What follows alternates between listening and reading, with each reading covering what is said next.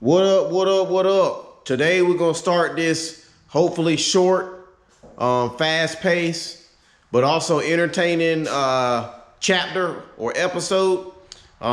Today we're gonna go ahead and start on this. We're gonna go ahead and start on Justin Hart's 240. To start with, we need to go ahead and remove everything out the way that we're gonna need. And when I say everything, I'm talking about bash bar, intercooler, radiator, and intercooler piping. Anytime you start fabrication, it's almost like painting a picture. It's hard to do something if the foundation ain't clean. So let's go ahead and clean this foundation real quick, and let's see if we can go hurry up and get into the good stuff. I can't even drain the coolant out unless I cut a section where I can get to it.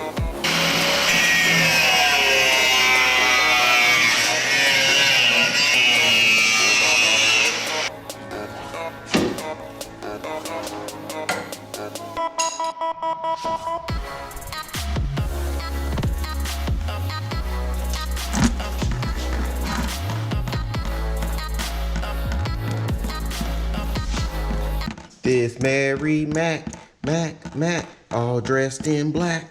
Golly,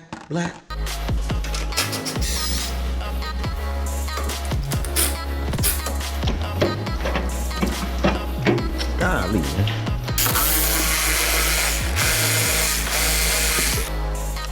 Are you kidding me?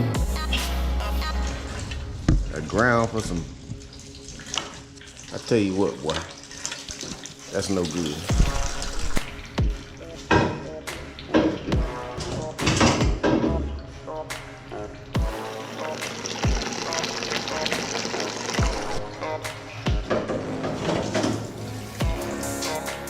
All right, guys, we got a lot of the front end torn apart.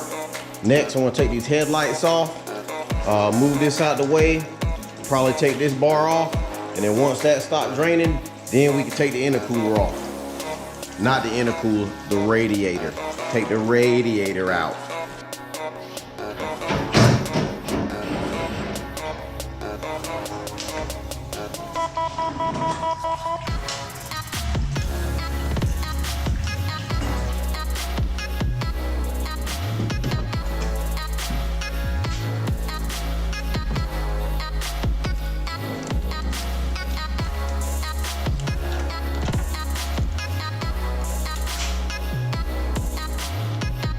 That's what the front end of a naked 240 look like. I mean, only if you could daggone drift like this, it'll daggone be nice. So now, what I want to do is jack this thing up, tighten up a few loose bolts, maybe change out a few loose bolts. And then what we're gonna end up doing is we end up gonna separate the seams from the frame rails on this side and this side, and unbolt the bottom of the torsion bars or whatever. And then we can assess, take measurements, and figure out what we need to make this job complete.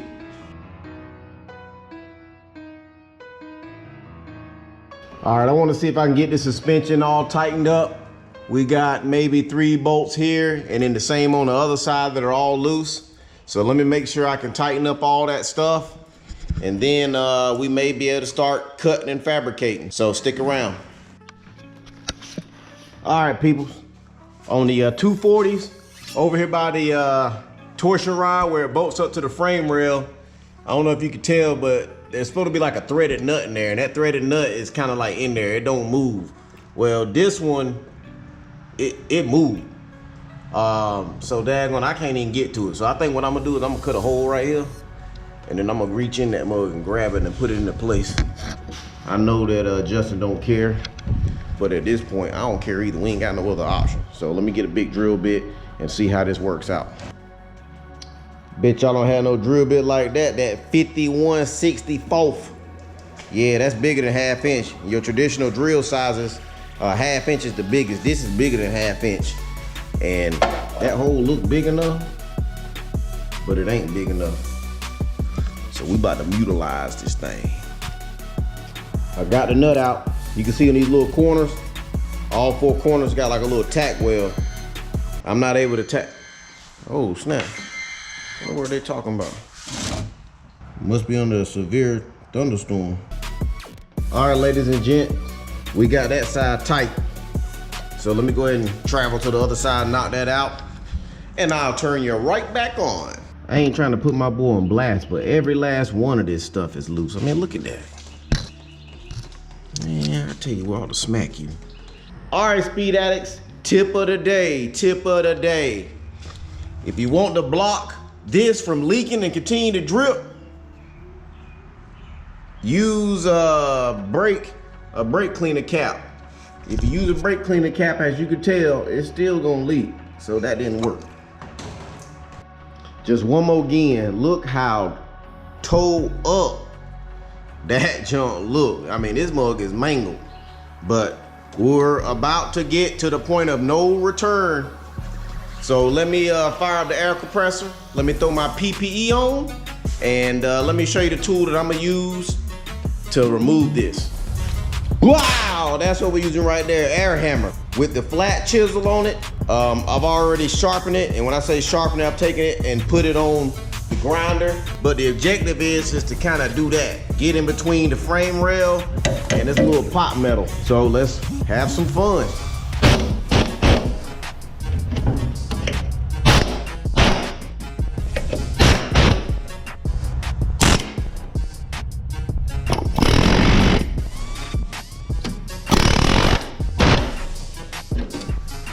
Dang, that jump won't even attached. Y'all saw it. I ain't never come over here and I ain't even edited. And that mug was daggone hanging on by absolutely nothing. So let me put the camera down. I try to get a zoom in so you kind of get the idea of what's happening. But let me go ahead and finish this up, and we'll go from there. Look who stopped by. Hey-o, to work on my own car. Work on your own car.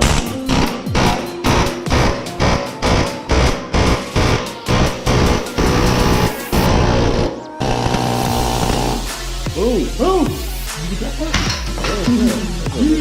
That goes gone. Wow. Down there. On to the next one. All right, we took our measurement from this point to that point, measured out to 27 5/8. So let me transfer that to a piece of C-channel. So what I'm end up doing is I got this, and I got two pieces of material that I'm gonna weld up here. Let me get that real quick. This is kind of what I'm going after. I have a piece for here, and I'm gonna have the same one on the other side to kind of lower it. My approach to this, as you can tell, I got the level on. I wanna make sure this is level. Then I got that red level that I'm gonna put on the outside of here to make sure this is level. I'm gonna tack it, get it level, and then I'm gonna tack the top of it. So let me go ahead and knock that out, and let's show you what we're working with. And this is the welder that we're using of choice. It's an Eastwood MIG. I love Eastwood. The customer service is awesome. The videos on how to use the stuff on all their products are awesome. It came with a little cheat sheet that I laminated and put on the outside for my convenience. Great DIY welder, pretty affordable, and it gets the job done.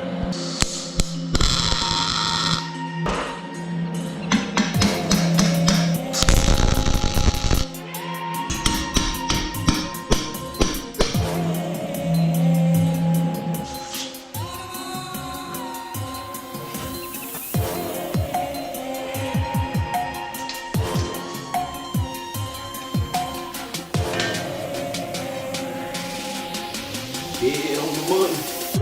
Get on the button.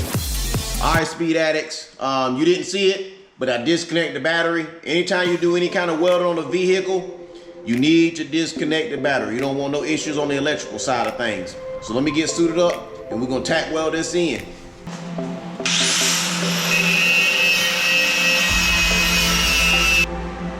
Actually, you know what? This car ain't even level. Hold on.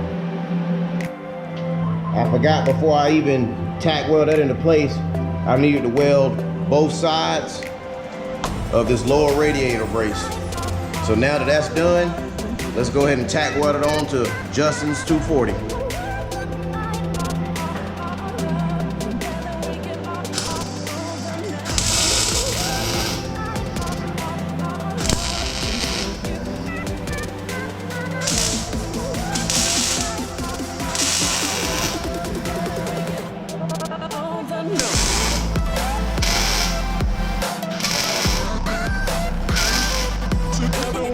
you heard me spotting it, that's because I'm trying to fill in the gap. When you fill in gaps, you don't want to be doing that consistent sizzle, sizzle, crackle, pop. You want to kind of give it that like little burst, sizzle, crackle, pop.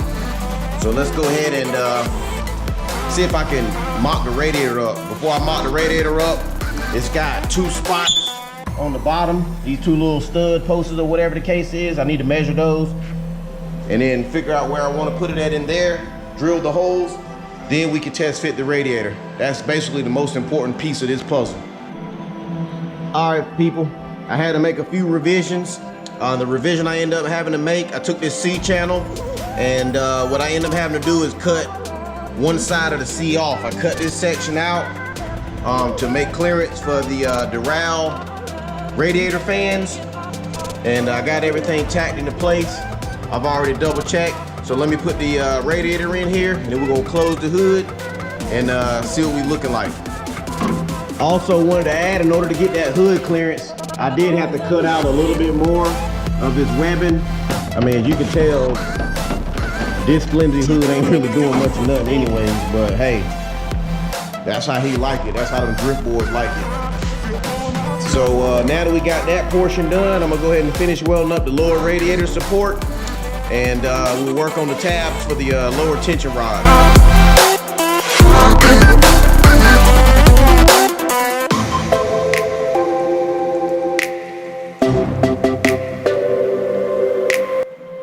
All right, so like I just said, now we got to make the 2 tabs. It's gonna get welded into place on this low piece of C channel, drill the 2 holes, and then we'll weld that in.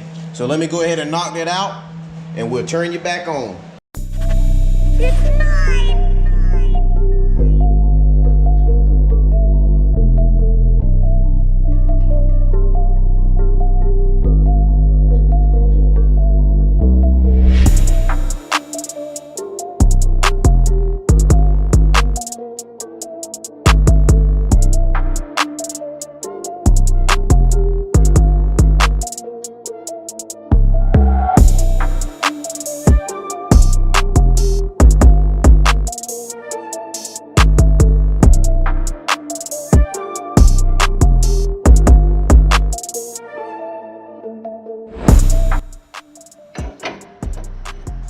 Test fit looks good.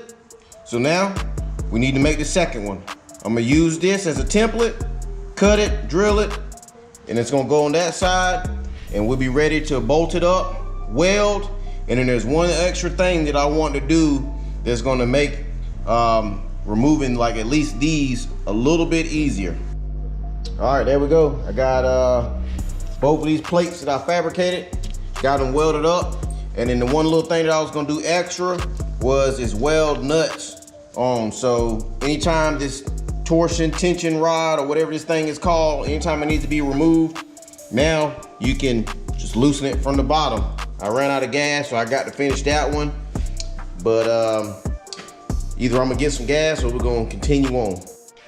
All right, fam, I did a little bit of rigging to get this KBD aftermarket front bumper secure. I know it look all haggard, but I'm trying to tell you it's a lot better than the way it was when it came in. And some of these holes, like the hole that was there, was already there, so I just used a self-tapping screw.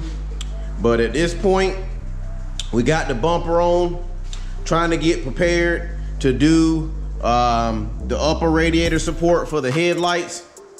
So let's close the hood down and see what it looks like. Cause we also got to make some kind of brace or bracket or something to go up under this front bumper to kind of have it like look not so saggy. To be honest with you, this bumper is an aftermarket bumper. It's like supposed to be one of the best bumpers. This is the bumper that it comes folded up in the box. You can beat it with a bat.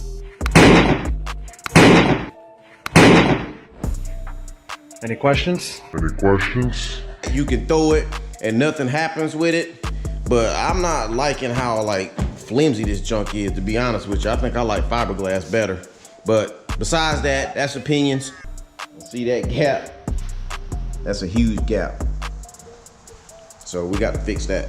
Thanks for stopping by my channel and checking out what I do. over here at Speed Addicts Garage. Stick around, stay tuned on the next episode. We will be continuing to do more fabrication on Justin's drift car. And then we also got a few updates and a few things that we're gonna be doing on the Super as well.